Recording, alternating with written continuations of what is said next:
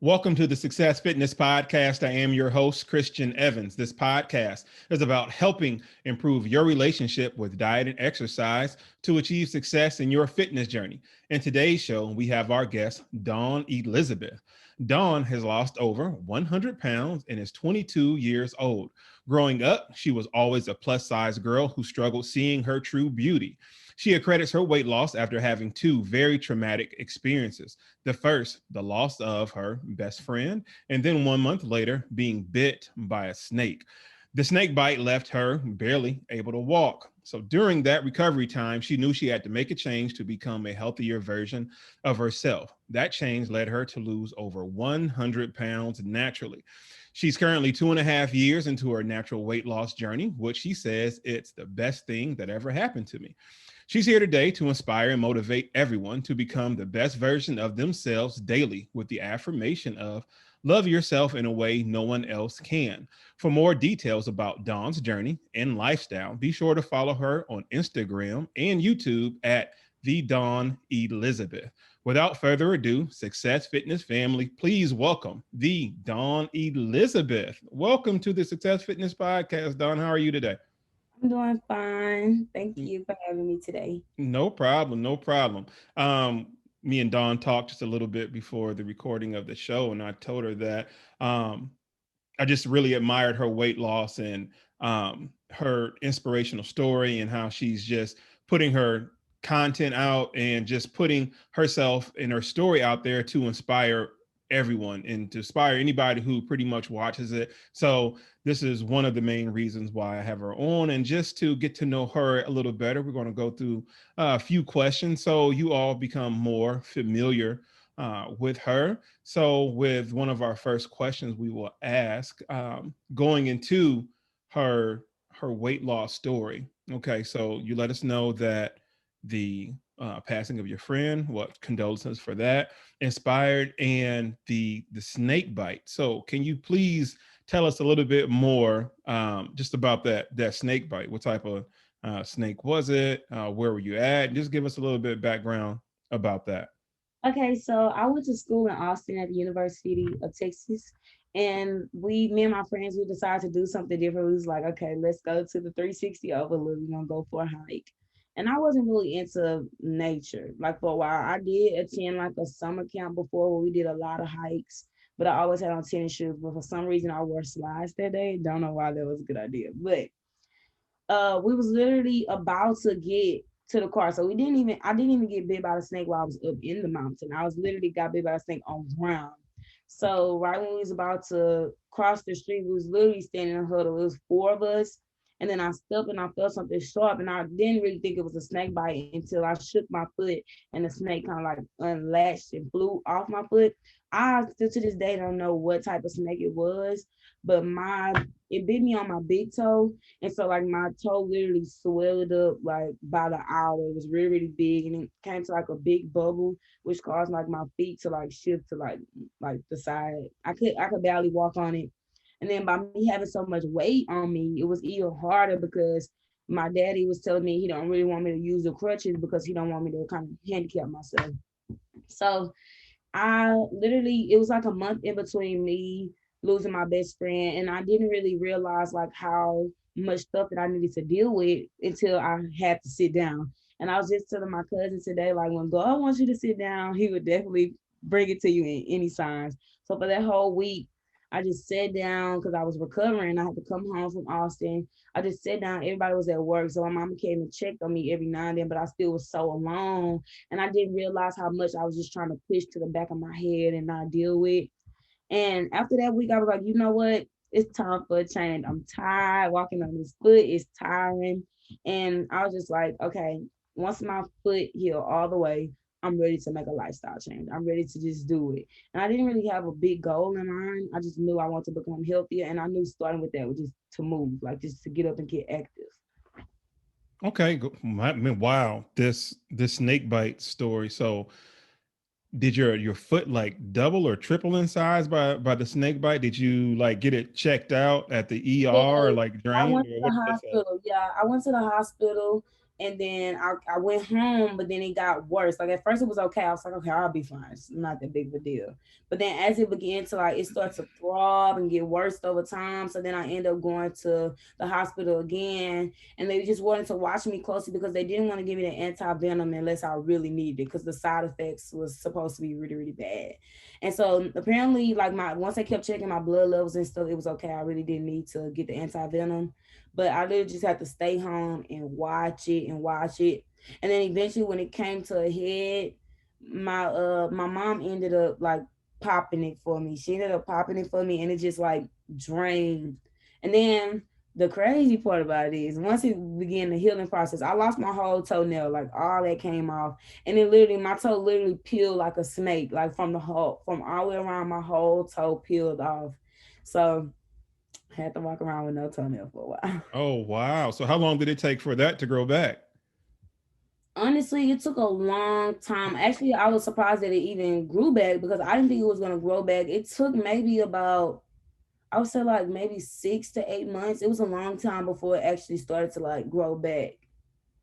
Oh, wow. Oh, wow. I've never heard anything like that. So while you were pretty much, I would go ahead and say like bedridden or not being able to be as mobile as you once were, um, what what was the click in your head to say, you know what, okay, I need to lose weight? And do you have like an exact day or kind of like month kind of ballpark like when you started far as losing weight, and how much weight did you lose during that time period? Okay, so when I did initially get bit by the snake, I knew like doing that bed rest, I said, okay, when I fully heal and I'm able to walk regular, I'm gonna start. So and I couldn't rush that process. I was like, I was really, really ready to start, but I couldn't really walk all the way. So I was like, you know what, I'm just start all the way, like all the way when I heal. And so I just took that time to just mentally prepare myself for it. So I think I got bit by the snake in either April, got bit by it in April, and I didn't start my weight loss journey until January. So it took that Lent to like fully be able to walk well. My ankle and all my leg and stuff was kind of swollen. I was bruised up a little bit. So once it kind of grew back and it stopped hurting, I started in January 2019.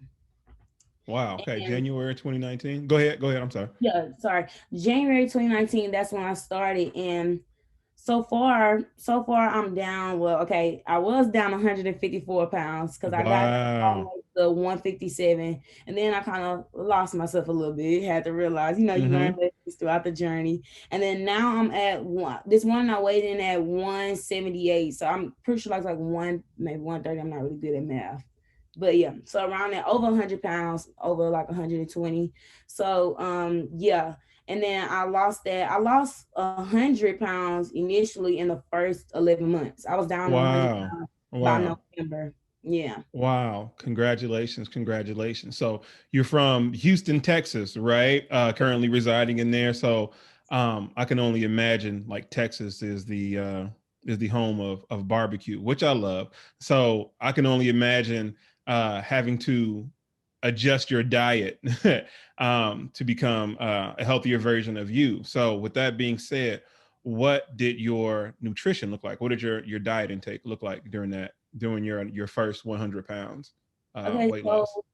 So when I first started, I told myself, my friend Cameron, if you go on my YouTube, y'all, like if anybody's used to my YouTube, y'all know Cameron. So Cameron, he healed me out like adjusting my macros. So he told me, he was like, you know what? So since you first started, he was like, you literally can eat whatever you want as long as you stay within these numbers. So I was like, okay, that's easy. And so when I first started like logging, I realized that I was nearly not even eating as much as I thought I was. I was only eating one time a day and didn't even realize that. And it just has a lot to do with like kind of how people understand, the way of fitness and nutrition. Like they think getting the results is just eating one time or starving themselves. But that literally was not even the case because clearly I was really just moving backwards by not eating enough. So when I first started, I just started to track my macros and I wasn't eating enough. So I kind of like started to put myself on a schedule so that I could kind of boost my appetite over time, like eating in smaller portions until I was able to get to my calorie goal. And so I would literally eat the same thing every day because I never really knew how to cook. Growing up, my mom cooked everything, so I didn't know how to cook. And then I was in college, staying in an apartment on my own. I was like, I can't keep eating out; it's expensive. And that's when I realized, like, you literally have to invest in this lifestyle. It's not cheap at all. And so then I started cooking. I would make baked chicken. I'll put potatoes all in the same pot at one time. I was like, okay, this is easy. I can do this. And I ate that about the same thing over time. And then I would still kind of eat fast food here and there. But then as I kept sticking to it, I realized that I wanted to start eating more stuff that was like good to my body, that made me feel more energized. And I was like, okay, eating in a caloric deficit is one thing, but focusing on foods that maximize your health and your wellness, that's another thing. And it took me some time to get there. I didn't rush that process. And so then I started to try more fruits and vegetables and making stir fries, like lean sources of protein. Like I started to eat super, super duper clean. I would cook everything. I'll be looking up recipes and just stuff like that. As long as I stuck in between those numbers, I was moving. Everything was perfect. Of course, at the beginning, I did cheat on the weekends, and I'm kind of going through that now, like just falling off on the weekends. But we keep moving. As long as I don't fall all the way off track, I'm gonna keep moving. Okay. Yeah, that's and to me, even saying that, and I respect your transparency because again, you're putting your life out there on social media, and people can kind of like put you into this box of perfection, and it's like, I'm human, right? There are going to be good days and then not so good days, and I don't even really want to classify it as not good days, as opposed to I'm human. I like what I like, you Yeah. know what I mean? And there's nothing wrong with that. And it's just the discipline you have, that just you individually have, to say, okay, I know starting Monday or Tuesday, whenever your day one is, um, okay, I'm gonna get back on track. And you know your body, you know your system, you know what you can have and what you can't have. And when you're kind of just going off a little bit too far, you're like, all right, let me pause that for a second. And it's okay. It's not the end of the world, because life is to be lived. You're supposed to enjoy yourself. This is a lifestyle change. You're 2.5 years in to your weight loss journey. So you've been underweight, uh, under your obesity rate or your overweight, for less time than you have been overweight. You know what I mean? May I said that backwards. So you've been overweight longer than you have been, to your goal weight. And you understand, like you said earlier, it's like, okay, I dropped, like you said, probably about 150, but then you gained some, and then you went back down.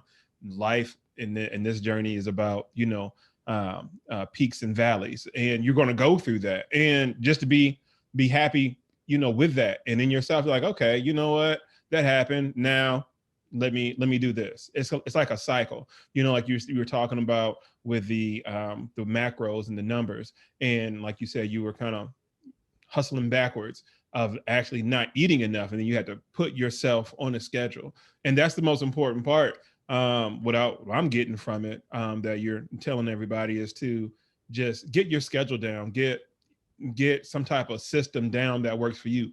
And what happens is, you do not have to be locked into that 100% of the time, because it can be adjusted, and you can adjust, because there's different things that happen. You're a college student, or you're in college, and you are learning how to cook for yourself, learning how to fend for yourself. So yeah, so salute to you for that.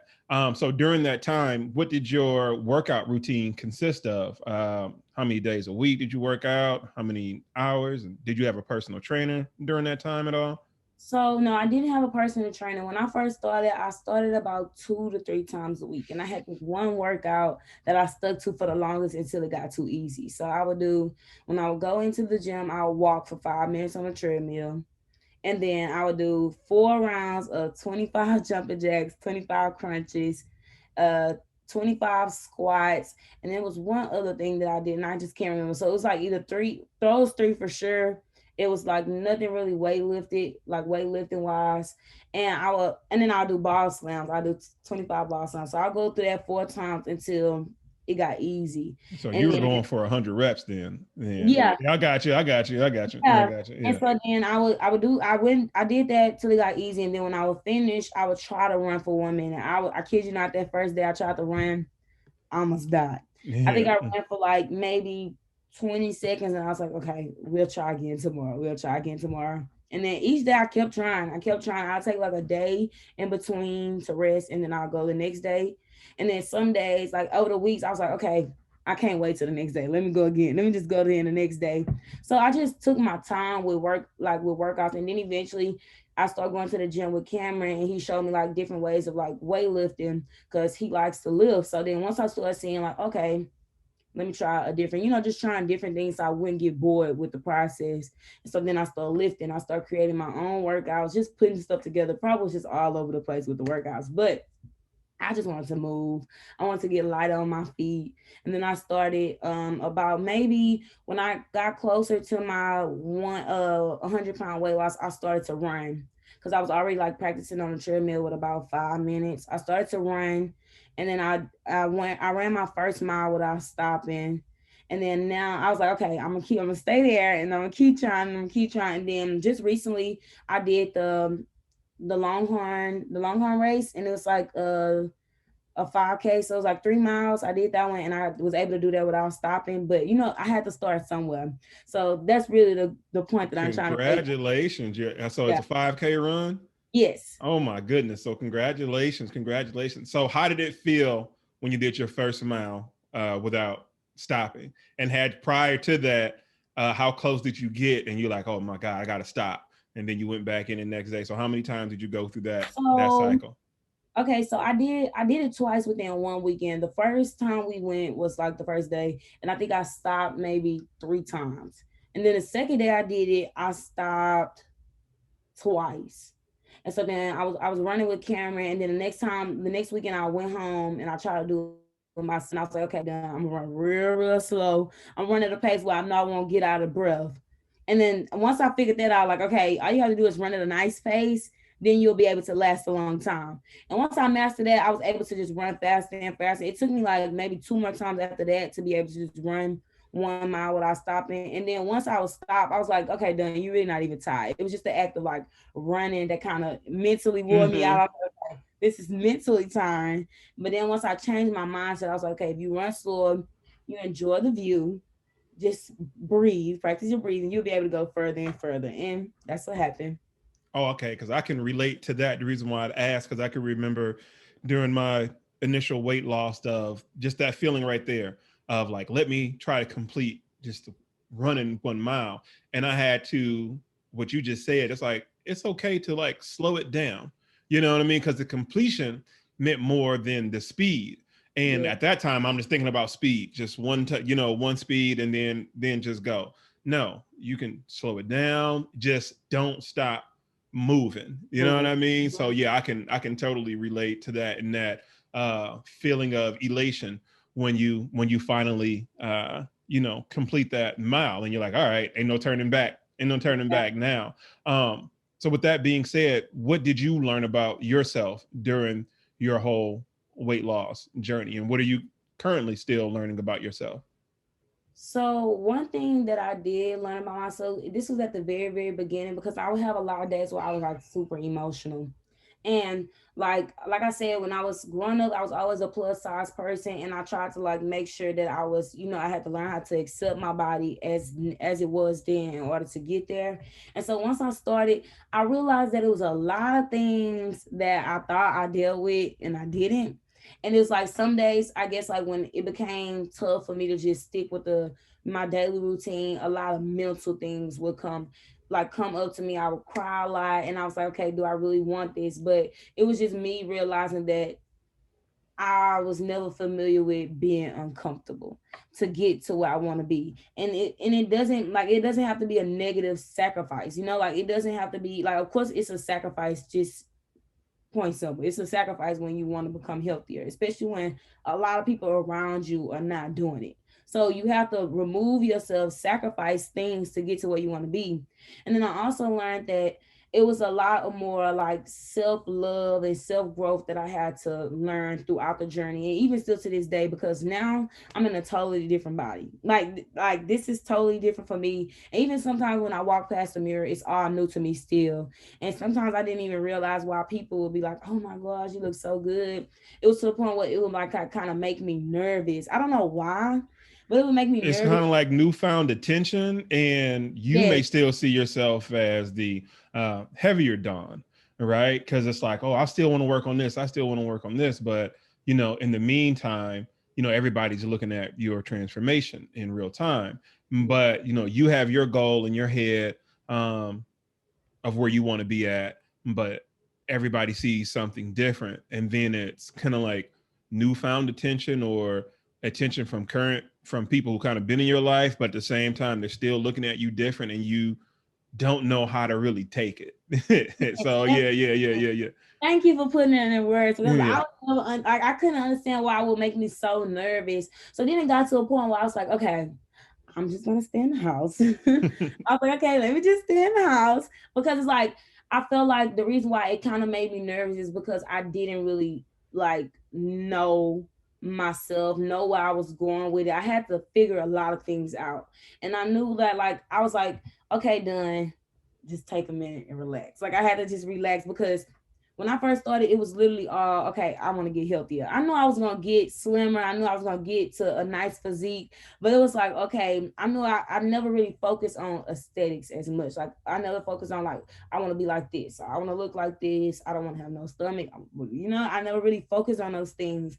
But as I became smaller, and as I became to look like follow more fitness influences and stuff, I started to question myself a lot. And I think this is the first time I'm really like speaking on this, like just on my YouTube. I meant to speak on it sooner, but it's just like once I started to like look at other people more, I started to question myself. And that's how I knew that I really needed to focus more on self-love, because it's like if you love yourself in a way that nobody else can, you won't see another fitness influencer and say, "Oh, I want to look like that," or "I want to be like her," because then you put yourself in this one box. And honestly and truly, that's old way of life. We don't have to fit in one category. You could do and be whatever you want. And so that's why I was like, okay, I have to learn how to love my body at each and every phase. When I'm bigger, when I'm smaller, when I gain weight from losing the weight, I have to learn how to accept it. And that's just what I have to focus on completely, which is hard still today, but working on it. Wow, that's dope. So I have so many words to kind of describe that moment of clarity, because that's very important what you're saying. Once you kind of just started like wanting to get more information on like your body from the standpoint of like, okay, what do I need to work on? And so once you're investigating that, then you may see somebody smaller, more defined, and then you in turn you start questioning yourself. And that's kind of an unexpected result far as from what you initially set out to do. And then you have a different reaction, and then that can cause for you to kind of like look at yourself just differently. But like you said, you had a moment when you're like, all right, no, let me get back to dawn. Let me get back to what I did initially, because all this new stuff is just new, right? That person's body is that person's body. Nobody knows that person's story, or even if you do know that person's story, that's that person's story just individually. It has nothing to do with mine. So let me just take what I need to take out of this workout tutorial, whatever you watch it, and like, okay, I'm trying to look for a different tricep exercise routine versus looking at the aesthetics of the person and the man, like, oh man, their arms are so defined, their back is so defined, blah blah blah. What about mine? What about mine? And now it's like, okay, let me get back to, okay, you did that for how many reps, how many sets you did? Okay, cool, and just go. So we all have those moments. I've had those moments, and I continue to have those moments, and it's okay, because you can either let that break you or inspire you to just do better, not inspire you to covet what that person has, because it's all just for inspiration. You know what I mean? So what does your current diet and exercise routine look like today?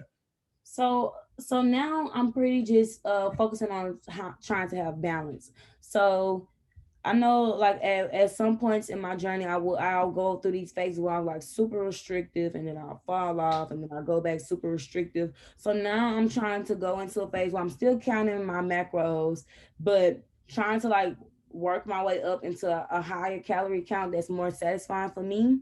And of course I can't just jump that number. I have to do it little by little and stick to it strategically in order to like get, be satisfied. Cause I want to be able to be satisfied and still reach my goals. And I know like that may like by me making my calorie count a little bit higher, it might slow my progress, but I know that I'll feel more full, more energized, and more healthier along the way. So I'm still calculating it. I mean, still counting them. And now that I'm back home, so that's the dilemma for me now. Really not a dilemma, but now that I'm back home in Houston, I'm back with my parents because I graduated college. And Congratulations, thank congratulations. you. May I ask what degree did you get?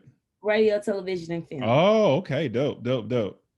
So now that I'm back home, it's like a little bit more challenging. I can honestly say not even a little bit, it's a lot more challenging because it's kind of like me going back into the same environment that I was before I started.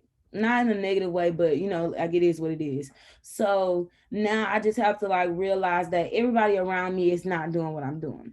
And then like even then too, I have to realize that it's all about balance. Like I don't want to have to like sacrifice so much to just not even be happy with the food that I'm eating. I want to create like I don't want to be so restricted to that. I start to have a negative relationship with food. I feel like I can't enjoy myself. So that's really what I'm starting to focus on, just learning to like make it more fun. Because I told you like at a point I started guys too caught up in the aesthetics that the journey wasn't even fun no more. So now I'm trying to like make it back fun, make it more like I'm learning new things every day and I just want to be energized. I'm training clients every day. So I need all the energy that I need. I'm super active. And the more active you are, the more food you need, just point blank. So Right, right, right, right, right. So you are a personal trainer right yeah. now. Go ahead and expand on a little bit about that. How'd you get started? And when did you get started on that? Go ahead and tell So us a little bit more about that. during the pandemic, I had moved home because well, we had to go virtual on school. So I was like, okay, I might as well just stay home. And I was working throughout the pandemic, and I started a boot camp because a lot of people would say, "Oh, done, can you train me? Can you train me?" And I'm like, "Oh, don't really think I can because I have so much that I have to work on." But then I realized, okay, maybe I need to start like working with more women because maybe they really do want to know like what things work, what should they do just to get moving. So I started a boot camp. And at that time I was literally only doing boot camp. I had a couple of like one-on-one clients, but nothing too like consistent. But boot camp was consistent. So when I went back to school, I had like maybe one or two virtual clients and I was teaching them about their macros and really just teaching them the basic movements that they could do in the gym. And then when I came back, I was like, okay, I really think that I want to, become a full time trainer. So when I came back, I had a couple of clients that I had virtual and they had great results. So I just started promoting. I was like, hey, if you want to come work out, come work out. I'm open. Let's do it. And so I started. It's a lot more that I want to learn. Like now I'm working on my certification to be a personal trainer. And then I also want to do the PPSC. Have you heard of that one? The PPSC. It's like a pain-free strength coach. It's like a pain-free strength coach certification. I want to do that. And I'm also thinking about going back to school because right now, I don't think I'll train forever. Hopefully I can go like help athletes recover from injuries, something like that. I'm always thinking something new. Yeah, So you have to have and anything you do have to have an end game. yeah, Even with the personal training thing, your story reminds me of mine, the same exact thing.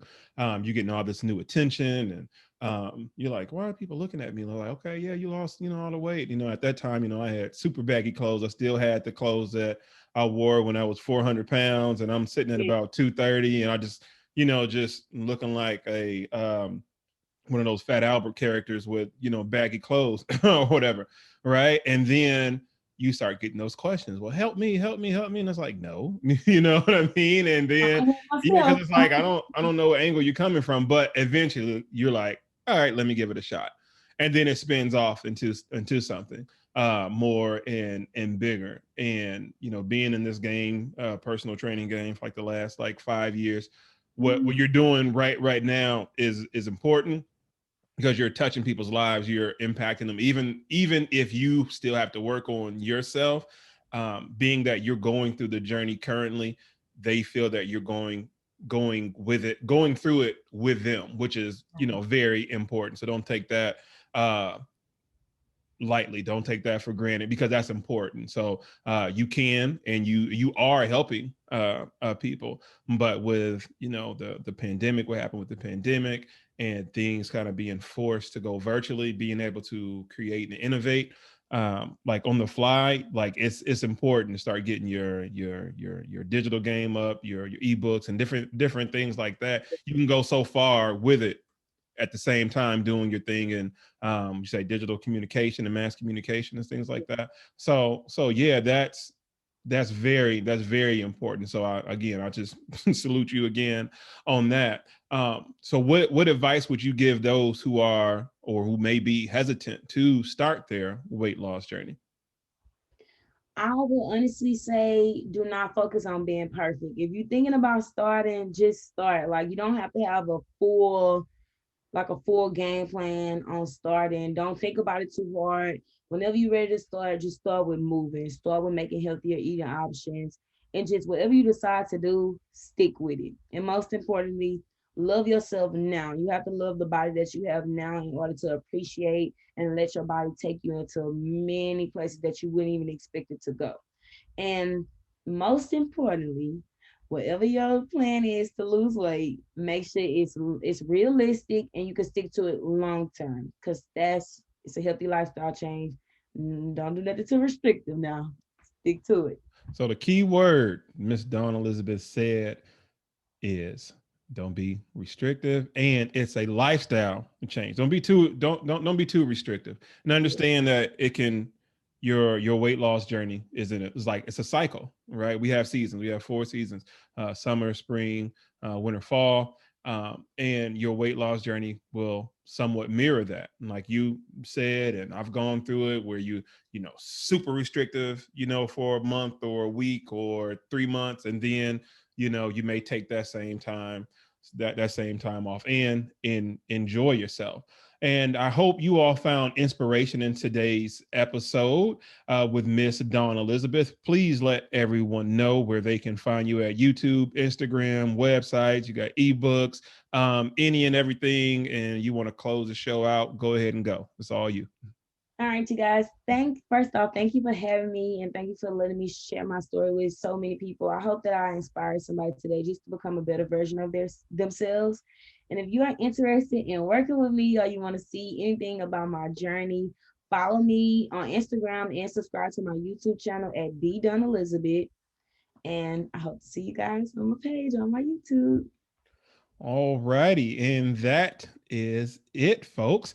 So I hope you all will go ahead and subscribe to the Dawn Elizabeth's channel. I'll put everything down in the description box below, and you will go ahead and see her Instagram handle right there in the bottom left hand corner. But thank you for listening to the Success Fitness Podcast. Until the next episode, Success Fitness is the mindset. And remember, success is golden. # more weight.